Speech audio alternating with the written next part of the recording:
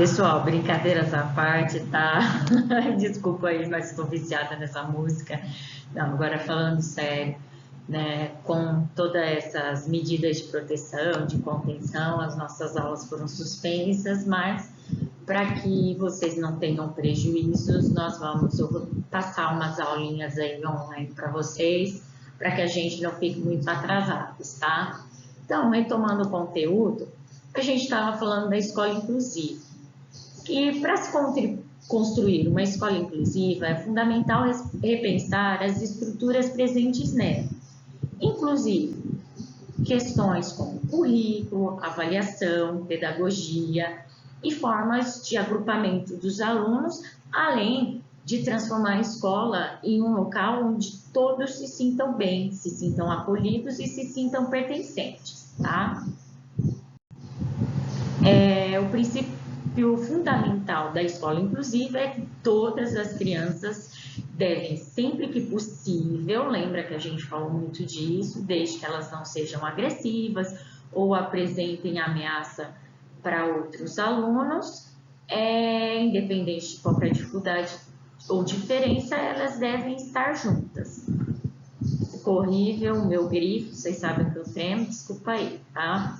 Então, pensar sempre, a escola inclusiva é a escola para todos os alunos, independente de raça, cor, sexo, deficiência ou qualquer diferença que ele possa ter, tá? E sempre lembrar que as crianças aprendem em diferentes ritmos e tem estilos diferentes de aprendizagem. Então, uma escola inclusiva respeita tudo isso.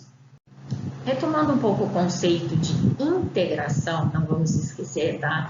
Na integração, os alunos é que devem se adaptar à escola. Já na inclusão, a escola deve mudar e se adaptar aos alunos, à realidade que ela tem.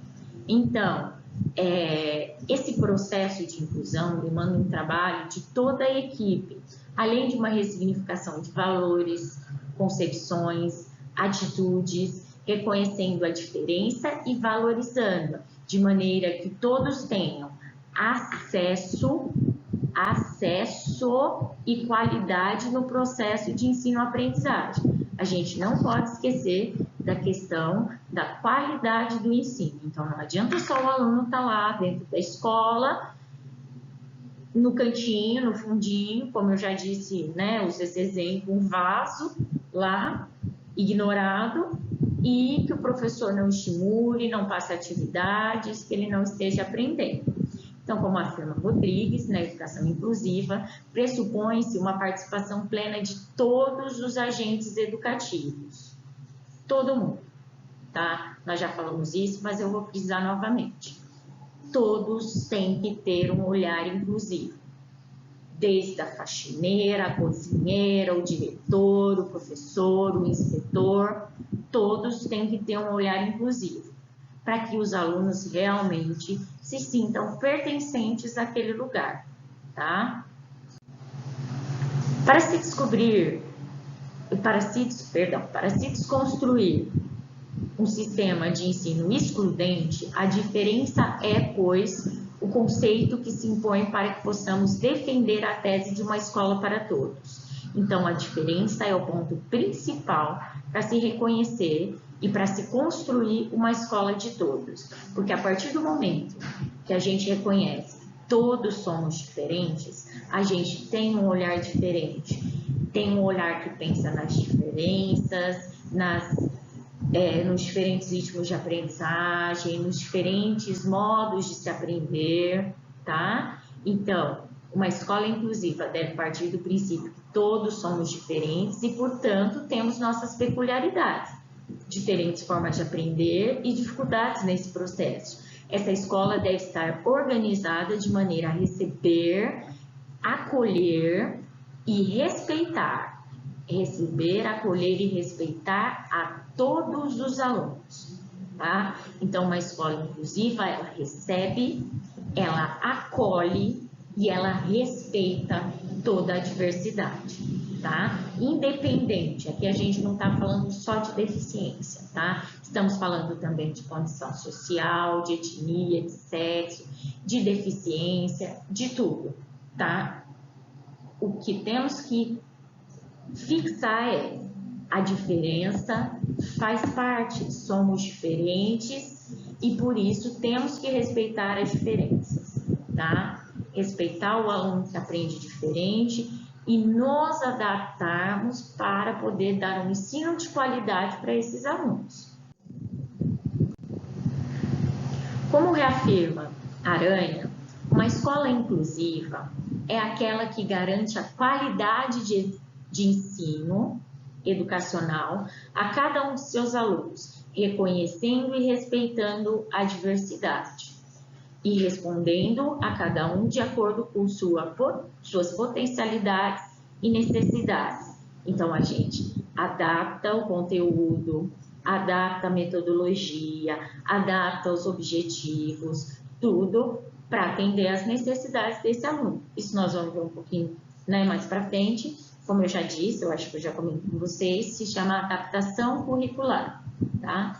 Então, a diversidade presente na escola deve ser reconhecida e, a partir disso, deve ser criadas possibilidades para que todos os alunos possam ter acesso e qualidade no processo de ensino-aprendizagem. Por isso, como aponta Carvalho, o trabalho na diversidade requer de imediato mudanças nas ações pedagógicas de sala de aula. Então, o primeiro passo é o professor fazer as suas mudanças e as suas adequações dentro da sala de aula, para que isso beneficie os seus alunos. O foco central de toda ação educacional deve estar no aluno, garantindo-lhe as competências necessárias para a sua aprendizagem e no exercício pleno da cidadania. Então, não adianta. O foco central de toda ação educacional deve ser os alunos. É por causa deles que a gente está na escola, é por causa deles que todo o ensino deve funcionar. Então, o objetivo central é que esse aluno aprenda, tá? Para que ele possa exercer a sua cidadania fora da escola, ter condições de ter um futuro melhor, de ter uma qualidade de vida. Para isso, o ensino tem que ser bem feito dentro da escola, tá? Para se pensar uma escola inclusiva, é necessário conhecer cada aluno, respeitando as suas potencialidades e necessidades, e a elas responder com qualidade pedagógica, a partir de uma participação responsável e consciente de todos os atores educacionais. Então, conhecer os seus alunos faz parte desse processo. É de extrema importância que você conheça as potencialidades, as dificuldades que os seus alunos têm. Porque se você não conhecer o seu aluno, você não pode propor estratégias para que ele aprenda, tá? Então, nós vamos falar um pouquinho mais disso depois também, tá? A escola inclusiva torna-se mais eficaz para todos os alunos presentes nela, e não somente ao aluno com necessidades educacionais especiais. Então, uma escola inclusiva, ela favorece a todos, tá? A diversidade favorece a todos. Aquele aluno que apresenta, né, que é deficiente, e aquele aluno que não é, porque ele aprende a respeitar, a cuidar do outro, a ter um olhar diferente sobre o outro e sobre a si mesmo.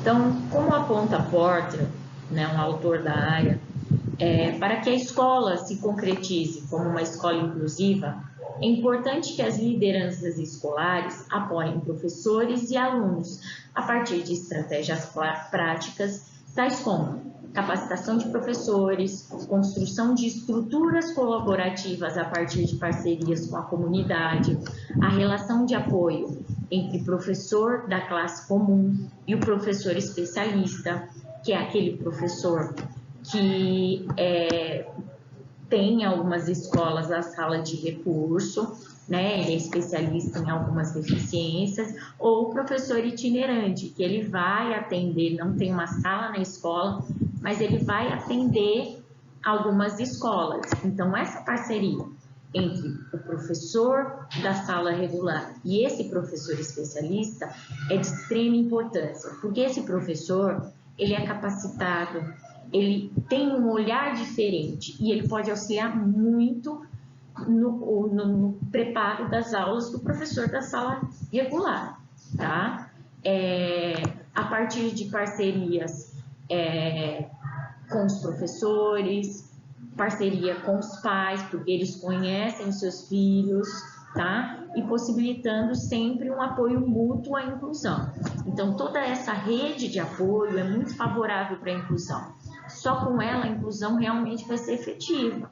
Como a gente já discutiu bastante, não adianta o pai negar que o aluno tenha problema, não adianta a escola fechar os olhos, é necessário que todos entendam que todo o trabalho deve ser feito para que o aluno tenha condições dignas, tenha aprendizagem, uma aprendizagem de qualidade, tá? Sempre respeitando os limites desses alunos, tá? Isso fique bem claro.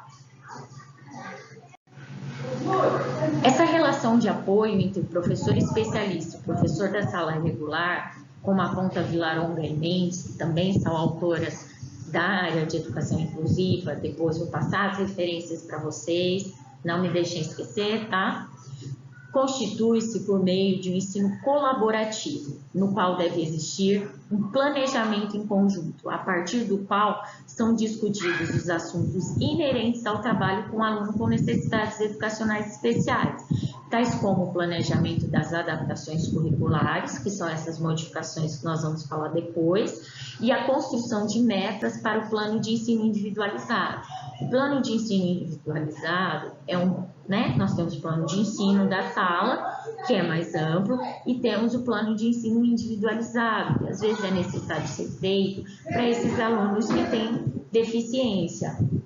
Então, nesse plano de ensino vão constar as dificuldades, que tipo de adaptações são necessárias, e tendo esse professor especialista para auxiliar nessa construção, fica tudo mais fácil.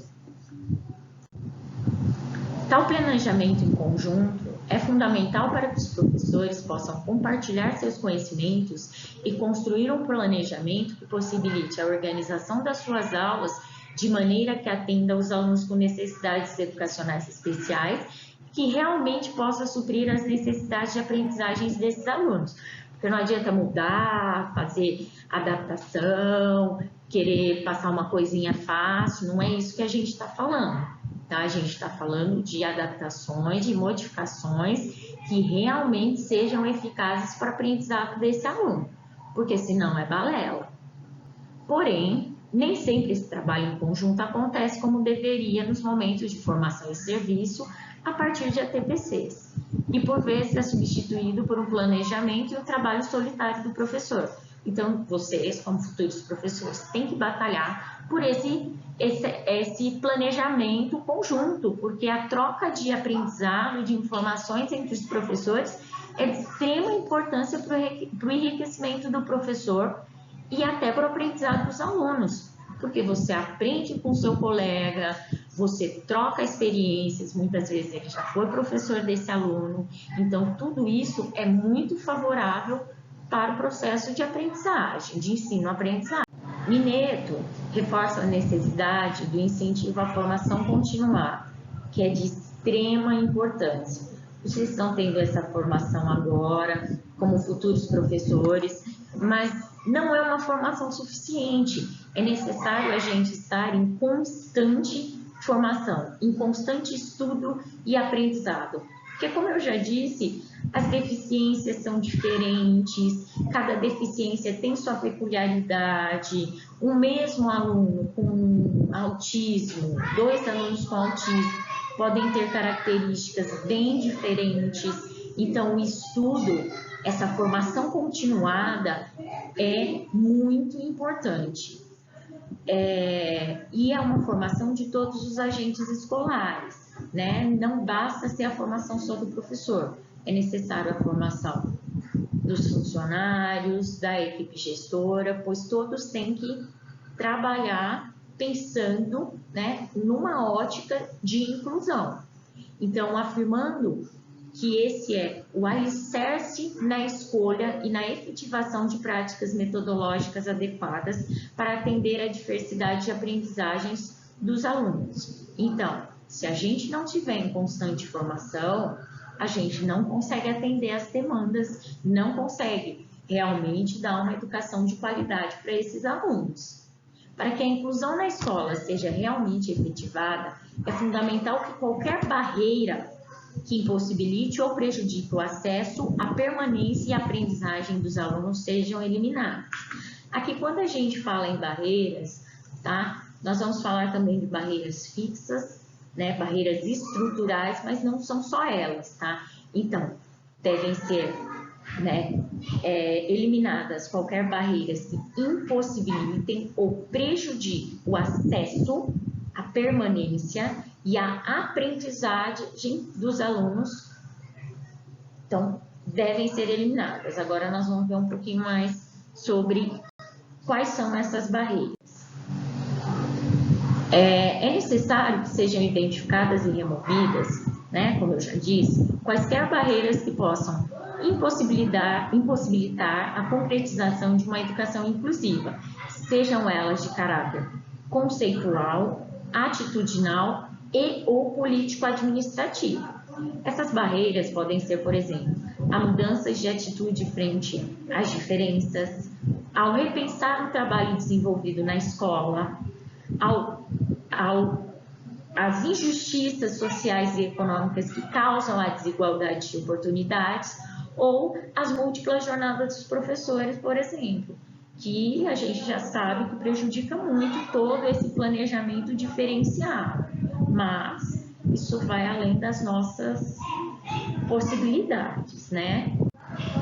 Então, Sasaki, que é um autor também muito interessante, tá? Que vale a pena conhecer, ele define 6 dimensões da acessibilidade no campo do lazer, do trabalho e da educação.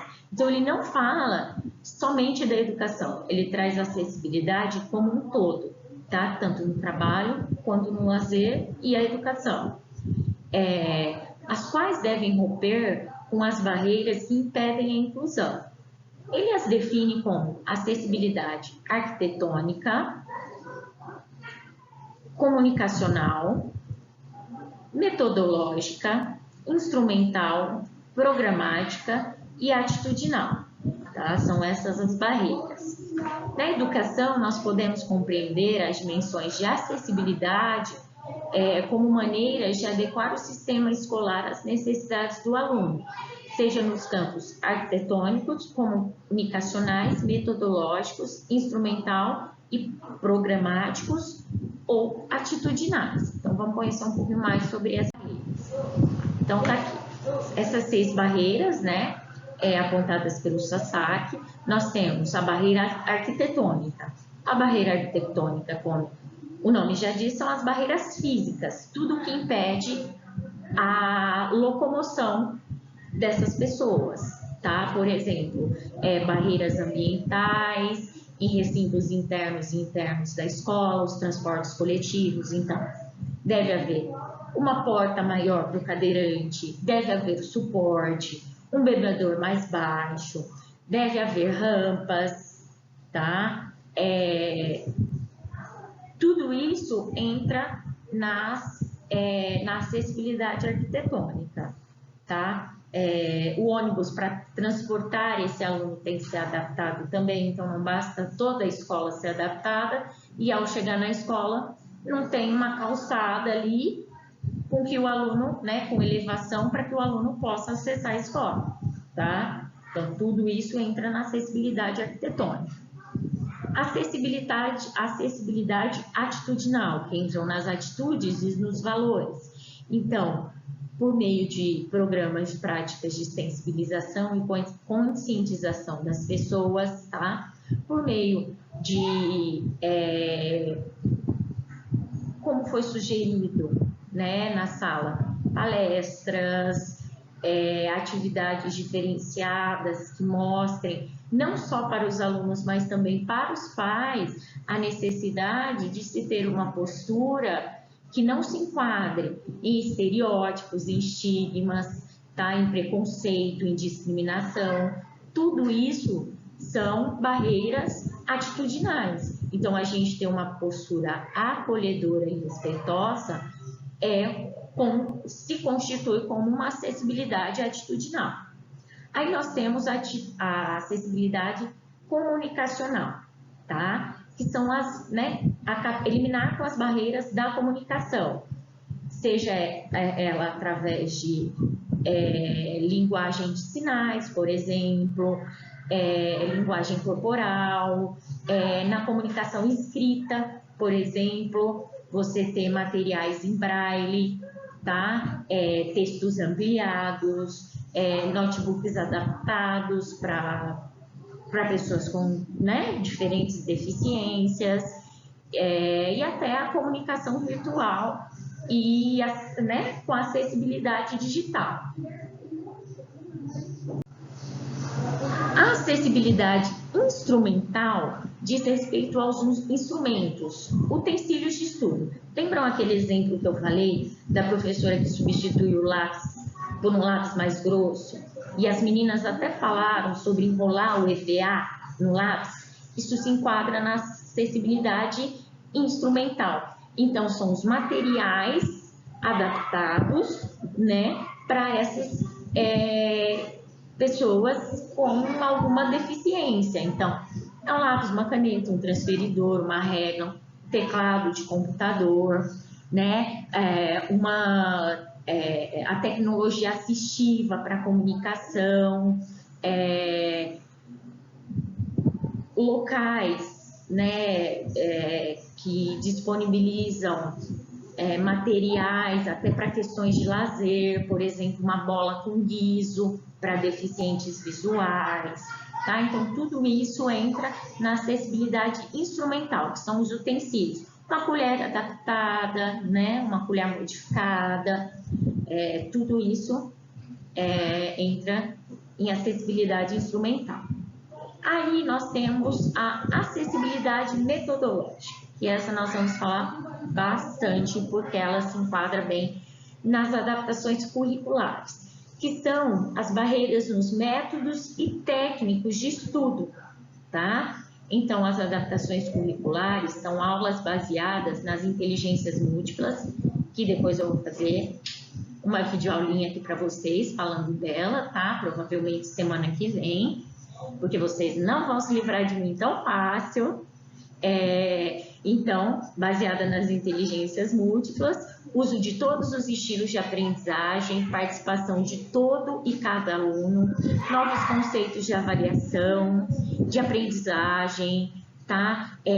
Metodologias diferenciadas. Então, tudo isso entra na acessibilidade metodológica, que é aquela que a gente mais vai usar dentro da sala de aula. E às vezes é uma coisa tão simples, tão minúscula, que a gente nem se toca que é uma adaptação. E nós temos a acessibilidade programática, que são aquelas barreiras que devem ser rompidas nas políticas públicas, que elas não estão muitas vezes ao nosso alcance, são necessárias medidas além da gente, mas que nós podemos lutar para que isso aconteça, Nossa voz tem que ser ouvida.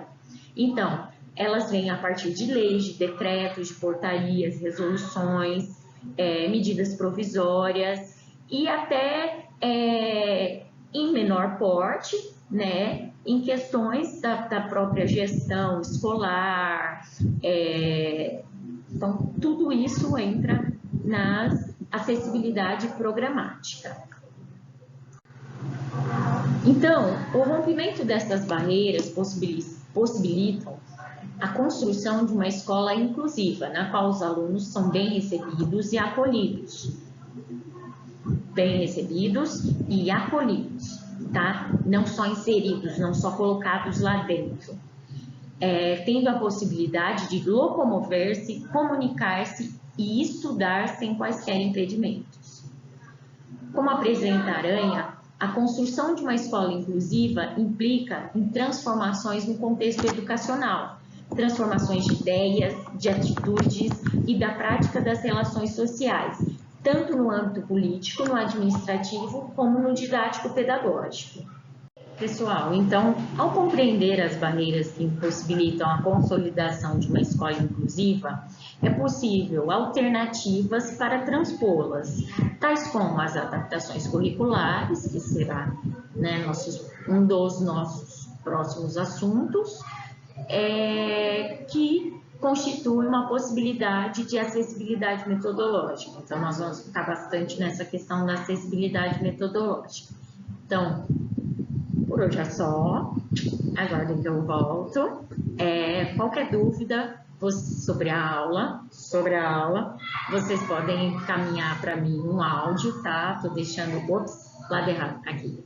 Tô deixando, né, meu contato, meu e-mail, celular, eu tô no grupo, mas, né, podem mandar em áudio, qualquer dúvida, que se precisar eu faço outro vídeo explicando e retomando esse conteúdo, tá? Se cuidem, se isolem e muito álcool em gel na mão, hein, moçada? Tchau, tchau.